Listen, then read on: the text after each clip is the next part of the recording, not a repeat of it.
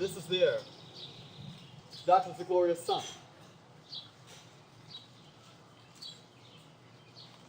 This pearl she gave me. I do feel it and see it. And though 'tis wonder that enwraps me thus, yet 'tis not madness. Where's Antonio then? I could not find him at the elephant.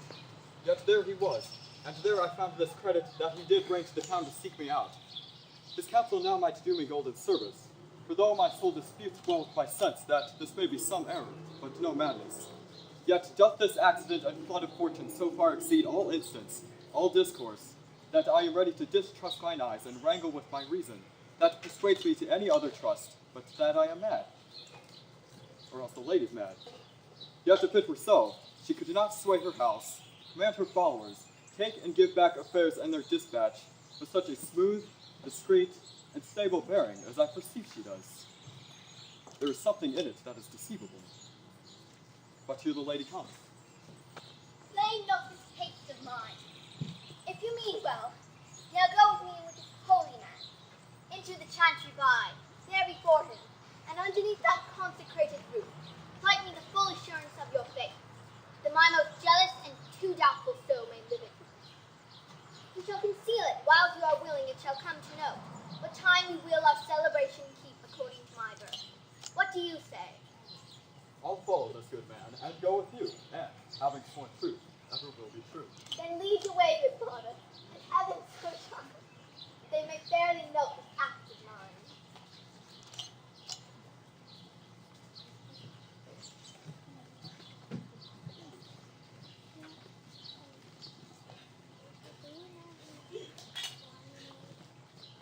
Now thou knowest me, let me see his letter. Goodness, Peggy, give me another request. Anything. Do not desire to see this letter.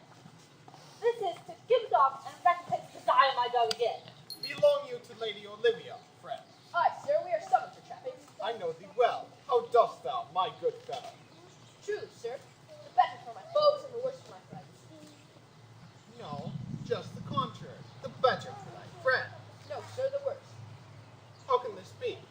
Marry, sir, they praise me and make an ass of me, and my foes tell me very plainly that I am an ass.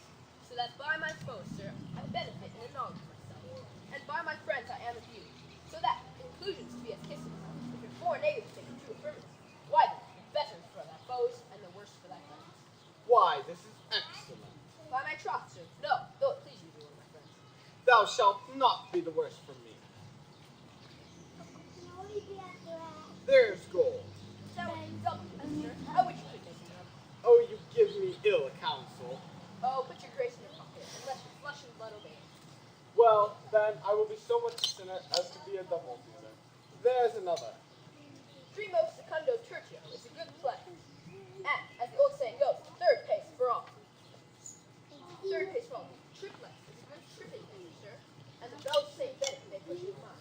One, Thou canst fool no more money out of me on this pass. But, if you go to your lady, and tell her I am here to see her, and bring her down with you, it may awake my bounty further. married, indeed, lullaby to back until I come again. I go, sir, but I will not have you think that my desired happiness is sin of coming. But, as you say, sir, let your bounty take a nap, I will wake it anon. Here comes the man, sir, that did rescue me. That face of his I do remember well, but when I saw it last, it was besmeared, as black as Vulcan in the smoke of war. A bobbling vessel he was captain of, with shallow draught and bulk unprizable, with which such scatful grapple did he make, with the most noble bottom of our fleet, that the very tongue of loss cried fame and honor on him. What's the matter? Orsino, this is that Antonio, took the Phoenix and has brought some cannon. And this is he that did the tiger board, where your young nephew Titus lost his leg. Here in the streets, desperate of shame and state, private rebel, we apprehend. He did me kindness, sir, drew on my side, but in conclusion put strange speech upon me. I know not 'twas but distraction. Notable pirate, thou salt-water thief, what foolish boldness brought thee to their mercies, with whom, in terms so bloody and so dear, hast made thine enemies? Orsino, no, sir. Please that I shake off these names you give me. Antonio never yet was thief or pirate, though I confess,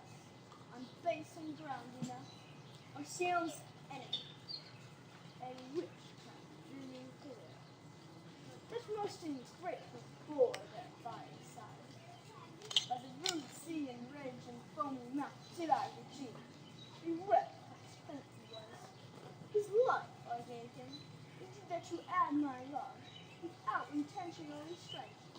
All his dedication for his sake. Did I expose myself, pure for his love, into the danger of this adverse town, to defend him when he was beset, where being apprehended, his false cunning, not mean to take in these dangers, taught him to face me out of his acquaintance, and for 20 years you thing, while one would weep, denying you my own purse, which I had recommended to his use, and half an hour before. How can this be? When came ye to this town? Day, my lord, and for 3 months before, not a minute's vacancy. Both day and night did we keep company. Here comes the Countess. Now heaven walks on earth. But for thee, fellow, thy words are madness. 3 months this youth hath tended upon me. But more of that anon. Take him aside. What would my lord, but that he may not have, when Olivia may seem serviceable? Cesario, you do not keep promise with me. Madam, Gracious What do you say, Cesario? Good my lord. my lord would speak. My duty hushes me. If it be aught to be owed to me, my lord, it is as fat and fulsome to mine ear as howling after me. Still so cruel. Still so constant. What? To perverseness? You uncivil lady, whose ingrate and unauspicious altars my soul the faithless offerings hath breathed out, that ere devotion tendered. What shall I do? Even what it please, my lord, that shall become him. Why should I not, had I the heart to do it, like the Egyptian thief at the point of death? Kill what I love, a savage jealousy that sometimes savors nobly. But hear me this, since you to non-regardance cast my faith, and since I partly know the instrument that screws me from my true place in your favor, live you the marble-breasted tyrant still, but this your minion, whom I know you love, and whom, by heaven I swear, I tender dearly. Him I will tear out of that cruel eye, where he sits crowned in his master's spite. Come, boy, with me. My thoughts are ripe in mischief. I'll sacrifice the lamb that I do love, to spite a raven's heart within a dove. And I, most dark and apt and willing to do thee rest, 1,000 deaths would die. Where goes Cesario? Absolutely, my love. More than I love these eyes, more than my life, more by all more than I shall love life. If I do feign a witness above, punish my life for taking my love. Oh, me detested! How am I beguiled? Who does beguile you? Who does you wrong? Hast thou forgot thyself? Is it so long? Call forth the Holy Father. Come away. Whither, my lord? Cesario, husband, stay. Husband? I, husband, to me that deny. Her husband, sirrah. No, my lord, not I. Alas, is the basis of thy fear. It makes thee strangle thy propriety. Fear not, Cesario. Take thy fortunes up. Be that thou knowest thou art, and then thou art as great as that thou fearest. Oh, welcome, Father. Father, I taught you by thy reference, he is what bold. Though lately he intended to keep in his darkness, but occasion now reveals the fortress right. What thou dost know, hath newly passed between this youth and me. A contract of eternal bond of love, confirmed by mutual joinder of your hands, attested by the holy close of lips, strengthened by interchangement of your rings, and all the ceremonies of this compact, sealed in my function by my testimony, since when my watch has told me, toward my grave, I have traveled but 2 hours. O thou dissembling cock, what wilt thou be when time has sowed a grizzle on thy case? Or wilt thou press so quickly grow, that thine own trip shall be thine overthrow? Farewell, and take her, but direct thy feet, where I and thou henceforth may never meet. My lord, I don't Oh, do protest. not swear, hold little faith, though thou hast too much fear. For the love of God and Sergeant, send one presently to Sir Toby. What's the matter? He has broken my head across and given Sir Toby a bloody coxcomb too. Who I is- would rather have 14 shillings were at home. Who has done this, Sir Andrew? The Count's gentleman, one Cesario. We took him for a coward, but he's the very devil incarnate. My gentleman, Cesario. Likely serious! You broke my head for nothing. And for that I was set upon to do by Sir Toby. Why do you speak to me? You drew your sword on me without cause, but I bethink you fair, hurt you not. If by a bloody coxcomb you mean hurt, you have hurt me. I think you mean nothing by a bloody coxcomb. How now, gentlemen? How is it with you? And that's all one. That hurt me. And there's an hand on it. Thought. Did the surgeon thought? Oh, he's drunk, Sir Toby. An hour ago his eyes were set at 8 in the morning. And he's a rogue. A passy measured paving. I hate a drunken rogue. Away with him. Who hath made his havoc among them?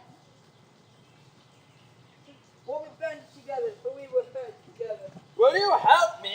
Thou said in the coxcomb and a knave. A sin-faced knave of God. Let him to bed and let his hurt be looked to.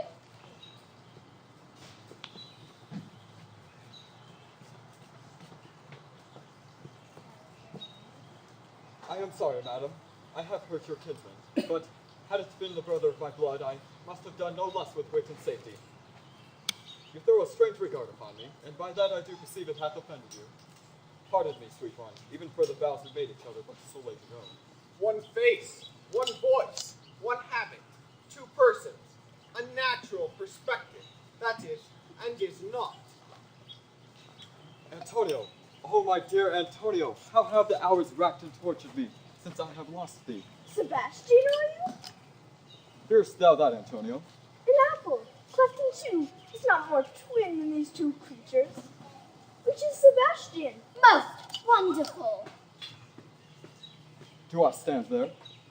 I never had a brother, nor can there be that deity in my nature here and everywhere. I had a sister, whom the blind ways and surges have devoured. Of charity, what kin are you to me? What countryman, what name, what parentage? Messalina, Sebastian was my father, such as Sebastian was my brother too. If spirits can assume both form and suit, you come to fright us. A spirit I am indeed, but I'm in that dimension grossly clad, which from the womb I did participate. Were you a woman, as the rest goes even, I should my tears let fall upon your cheek and say, thrice welcome, drunk Viola. My father had a mole upon his brow, And so had mine. and died that day when Viola from her birth numbered 13 years. Oh, that record is lively in my soul. He finished indeed his mortal act that day that made my sister 13 years. If nothing was to make us happy both, but this my masculine usurped attire, do not embrace me. Till each circumstance of place, time, fortune do cohere and jump, that I am Viola. Which, to confirm, I'll bring you to a captain in this town, where lie my maiden be, by whose gentle help I was preserved to serve this count.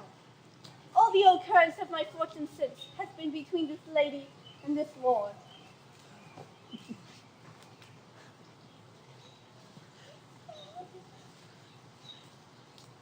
So comes it, lady, you have been mistook, but nature to her bias drew in that.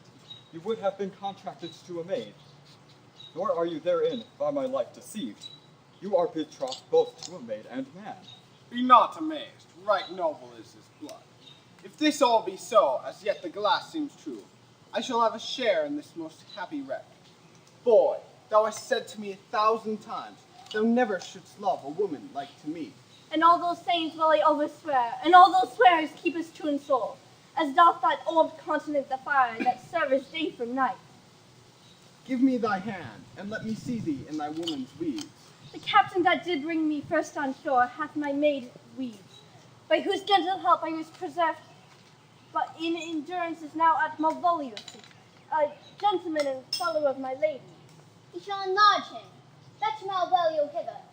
And yet, alas, now I remember me. They say, poor gentleman, he's much distracted. Most extracting frenzy of mine own. My remembrance clearly banished him. How does he, sirrah?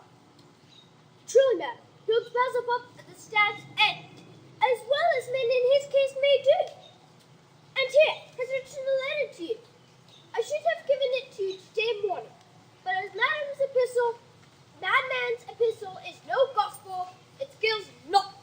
are delivered. Open it and read it. Look then, to be well edified when a fool delivers the madman. By the Lord, Martin, how now art thou mad? Truly, madam, I do read madness. But your ladyship must have it as it ought to be. You must allow fault. Prithee, read it in thy right writ.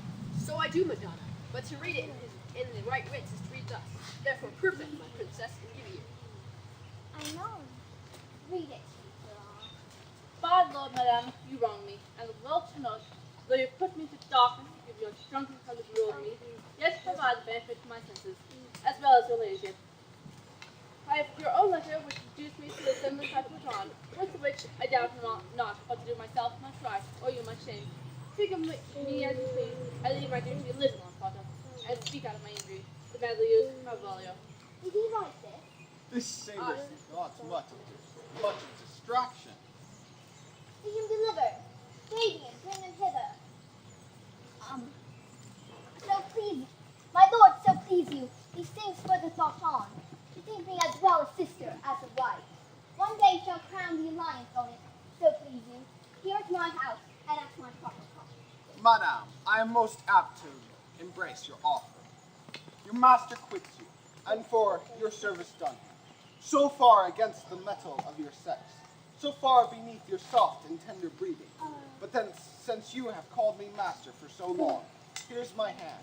You shall from this time forth be Orsino's mistress. A sister, who are she? Is this the madman? I, my lord, this same. How now, Malvolio? Madam, you have done me wrong. The thought is wrong. Have I, Malvolio? No! Pray, yes, madam, you have. Pray, peruse you now that letter. You cannot deny it is your hand. For I commit every canon in a phrase. Will say it is not your seal, nor your invention. Can say none of it. Well, tell me why. Why? The modesty of humor. You have sold me such a clear light of favor. That you've become smiling and cross-gartered to you, in yellow stockings, and frown upon Sir Toby and the like of them. And having done this, in obedient hope, why have you suffered them be imprisoned, kept in a dark house, sent ministers to me and make me the most notorious cacagol that ever invention played out upon? Tell me why! Alas, Malvolio, this is not my writing. Though I confess, much like the character. But, out of question, 'tis Maria's hand. And now I do bethink me, it was she first told me thou wast mad. Then cam'st in smiling, and in such forms which here were presupposed upon thee in the letter. Prithee, be content. This practice hath most surely passed upon thee. But when we know the grounds and authors of it, thou shalt be both the plaintiff and the judge of thine own cause. Good, madame, hear me speak, and let no quarrel, no brawl come. Paint the condition of this prison tower, which I have wondered at. In hope it shall not, most freely I confess, myself and Toby set this device against Malvolio here, upon some stubborn and uncourteous farce we conceived against him. Maria writ the letter at Sir Toby's great importance, in recompense whereof he hath married her. How with sportful malice it was followed, we rather pluck and laugh at this than revenge. If his injuries be justly weighed, let on both sides pass. Alas, poor fool, how have they baffled thee? Why? Some are born great, some achieve greatness, and some have greatness thrust upon them. I was one, sir, in this interlude. One Sir Topaz. But that's all one. But do you remember? By the Lord, fool, I am not mad. Or, smile not, he's gagged, and, madam, why laugh you at such a barren rascal? And thus the whirligig of time brings in his revenges. All the event, and the whole pack of you!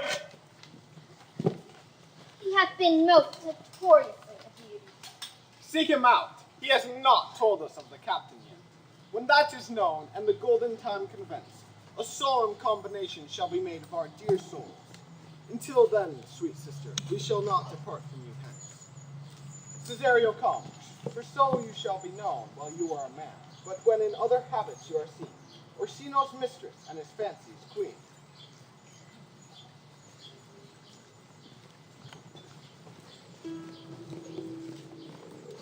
But twin that I was, and a little tiny boy with a hey-ho, the wind and the rain.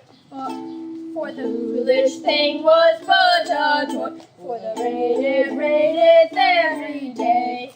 With the hey-ho, the wind and the rain, for the rain it raineth every day. When I came unto my bed, with the hey-ho, the wind and the rain.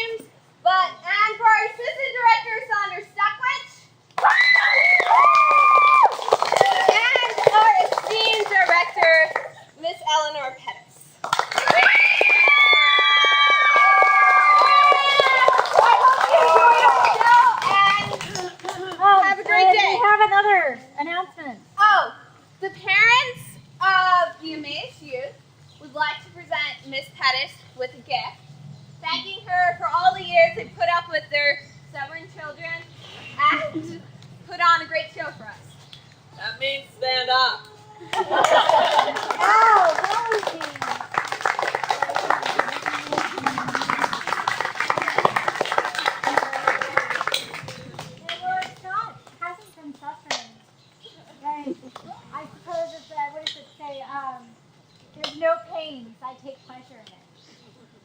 And it's a beautiful silver crucifix from the parents of Emmaus, for which I am most heartily grateful.